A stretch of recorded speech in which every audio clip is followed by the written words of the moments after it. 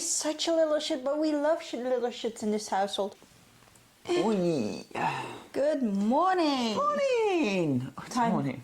It is morning. Time for another tentacle quill. Yeah. We just finished Adrian Tchaikovsky's Bed. And again, thanks to Bravo Bites when we did the Dogs of War video, which is the prequel to this. He suggested it. Yes. I didn't even know there was a sequel. And when he said it was on Mars. Gotta read. Science fiction fans in the house. Space. Space is pretty and dangerous and hard. So, reminder, Yes. Dogs of War was about bioforms in war. That's basically robot-animal hybrid things. Yes, basically. But what would you say the primary theme of Barehead is? Free will. The setting is Mars. Most part is It's Mars. a future... Yes. Future society What, where 100 years after Yes. Dogs of War, roughly? basically humans have started to colonize Mars and starting to Using terraform it. bioforms. Using So, yeah. yeah, like not only animal bioforms, but Also, human bioforms yes, as well. humans who have been adapted to withstand a more harsh climate of They've got double eyelids, they can lung filtering kind of thing. lower atmosphere tolerances. They've got grey skin. Honestly, it's really great. It takes all the core concepts of Dogs of War and projects them out into the future in a way that science fiction doesn't do enough of these days. No, definitely. It's really well done. The book is basically split into two main narrative threads. Yes, definitely too. I think there's like a few there's Smaller ones, but two others that you get little bites of. yes. But the threads are basically split between Earth and Mars predominantly. Yeah. And while the first book was predominantly about like orders and military hierarchy and you know free will in the military system, what was called hierarchy in Dogs of War is called coloring in this book. Which means that they are altered to not have free will on some parts. So, for example, they have to obey their master. But it's not just about the bioform part, right? Because like this is what makes it really interesting is, for example, if you were on a space colony, right? So like if we start building space stations in space or we start colonizing Mars, the reality is in those kind of situations, the survival aspects take away a lot of your free will. Yes, indeed. Right? Like, to survive in that atmosphere. You have to go through with those alterations that make you different from humanity. No, but even if you don't have alterations, right? If you're on the ISS today as an astronaut, you actually have a lot of constraints put on you. Of course, yes, because you have to survive certain... You can't just go, well, I'm going to go take a walk outside. There's a lot of protocols and stuff. So that's interesting because obviously the first book explores, you know, free will as a soldier and a lot of that stuff. But then on the Earth side of the story, we deal a lot with... There's a very subtle Trump cutout. Yeah, definitely. It's never referred to as Trump. He does a good job of trying to... I don't want to say depoliticize because it's inherently political, but he does a good job of like trying to remove... our modern... If someone read this in 20 years, I think they would not... I feel it's also designed for people to project their own feelings onto it. Yeah, but there's not many politicians who fit that mold. True. That's the problem. I mean, which is a good thing. But yeah, it talks a lot about how we can deconstruct free will on Earth in our democratic systems, right? Yes. So... there's a wonderful thing. It's like in the first few chapters where the secretary is talking about him and how it's like he never finishes a sentence. Yes, he never finishes his sentence. He speaks in these half sentences that don't have a conclusion. So people can basically fill in the gaps for themselves and that means he never actually makes any points that are really salient enough for anyone to criticize. Yeah. And yeah, it is really, and it's also very well translated in how the character speaks and how he argues, and it's... yeah, but it's also just like, you slowly realize all the different methods of control in the book, right? Very much because so. obviously the explicit one is the coloring of like you've got a computer chip in your brain going vroom. But there's so many implicit forms of coloring in society, like your employee relationship, political allegiances, gays, even that kind of thing. They're all very subtly mentioned. I mean, there's even like media appearance stuff like that. So it's because like you totally have free will, but at the same time, right? You're not going to go into your work and scream and jump on the tables, right? Indeed. Like, yes, theoretically that's possible, but you're not going to do it because you need to pay your bills and you're worried about, So that's I think a lot of what the book's exploring is that interesting tension of like all these restraints. Free will versus society as well, because and it's also so it acknowledges really kindly the events of Dogs of War. Yes, very much and like the whole bit with Rex and Pope. Oh gosh, yes. There is a religious bit where like without too much spoiling, but obviously Rex is the main character of the first book.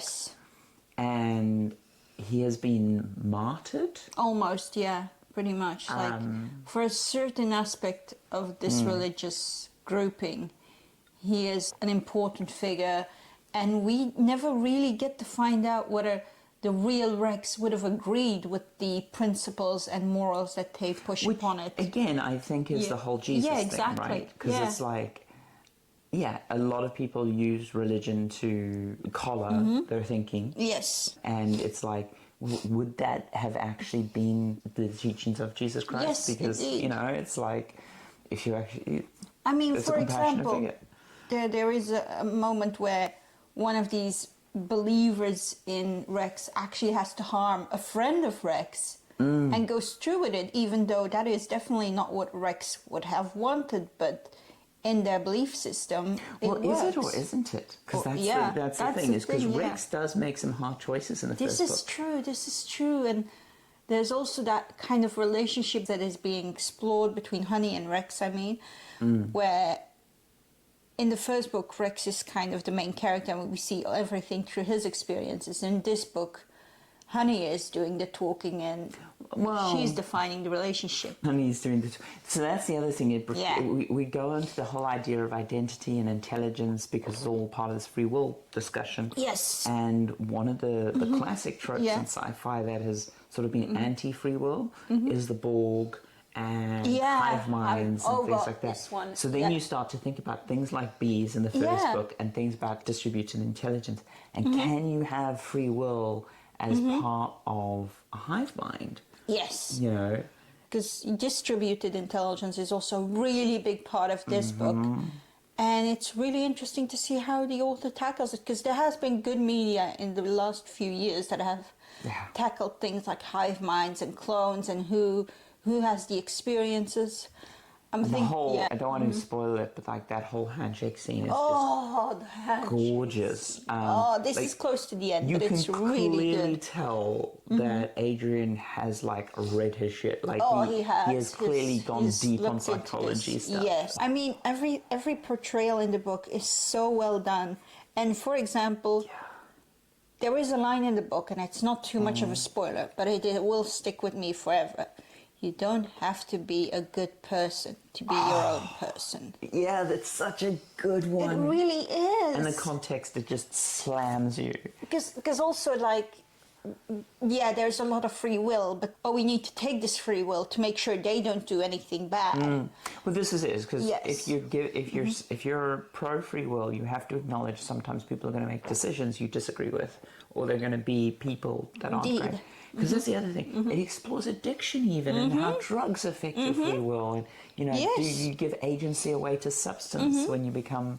And what is your agency even to be addicted? Like if someone took away your pathways to react to a drug, even that is explored. That whole where he blows up about like... Yes. So, it's not a major spoiler to basically say at one point, one of the characters who is addicted to drugs has his brain pathways altered to basically not react to the substance. Yes. And this is not science fiction. This is something that there are forms of Yes. medical treatment that could do this. They have other side effects, which is why we tend not to use them. But the other reason why we tend not to use them is so much what he says in the book, which is like, there's a reason I'm doing drugs. Yeah, exactly. Like, you've taken away the chemical addiction, but there's a bunch of reasons I made the choices to get on drugs. Because from what we read, life on Mars, especially for these early people who are just setting everything up, and like they are basically the builders, the terraformers. Life ain't great for them because they're making life great for other people. Yeah, but it's like, you know, frontier building the Yeah, railroad. the frontier it's people, yeah. early tradesmen on ships. You know, it sucks to be on the frontier. And, you know, a lot of times in the past, through human history, we've used indentured servitude, we've used slavery, we've used forms of economic slavery to basically push people onto that frontier. Yeah, indeed. Yeah. And there is a part of that in here too where, for example, the workers are promised to be restored afterwards. And Honey just goes, is that really true though? Yeah, I mean, to be clear, it's never clarified. It is never clarified, but it's also, there is more in that, are you really going to be restored? Because you're going to go home with all of those experiences, all of that you've seen, you're going to be changed no matter what. Yeah. It's this book, and to be clear, like, we're talking a lot of heavy subjects, but it's such an easy read. It really is. I was doing the audiobook version of this, which is really recommended. The voice acting is amazing. They get multiple voices. Yes, they for do. the audiobook. They do, and they do so a good. really good job of it, and I devoured it. Absolutely devoured it. So good, honestly. Definitely recommended. I mean, honestly, I don't know what I would critique in this book. No, it's just really well done. I mean, I don't think you need to have read Dogs of War to read it. No, you don't need to. But Dogs of War is a short read, so yes, pretty short. Yeah, I'd encourage you to read it. But yeah, no, all the characters are really established, and oh god, yes, because even Bee's character kind of plays into the free will thing. Oh god, yeah. This book hits. No, so the book hard. hits really well, especially with. Yeah, because there is a lot of this free will being explored. Just all the structures of society that we claim to have free will in, which really we don't. No. You know, and it's like, you can give up your agency in little bits. So many little bits. Yeah. And it's particularly, it's just such a timely read. It's a great read. I don't think I have anything else to add to it. No. I mean, there's bits I can gush about. There's so many good The bits in main it. character on the Martian side is such a little shit. He is such a little shit, but we love little shits in this household. Hi, Pixel. Do. And the thing is that, like, the fact that so many of the characters are so flawed. Very flawed. We don't have any fucking paladins running around going, no, and even you the should good do better. And even the good guys sometimes go, well, that's not my problem, is it? And it's such a nice, it really keeps the tension in. But it's also like, because I do feel that was I think it partly made the first book so good, but it also was a weakness of the first book, is that Rex was a bit of a paladin. He was. You know? Yeah. He was a bit of a himbo in the sense of, like, you know, a good boy. I'm gonna be a good boy. Yeah. Rip up people. Yeah. The opening of the book is brutal that way. Brutal. Of Dogs of War, not of... Without question, barehead, solid recommend. Yeah. Go get it. And good again, sci-fi. Good sci-fi. Thank you so much again to Bites who recommended it. If you have books, please drop them in the comments, because these kind of recommends, we find such good stuff.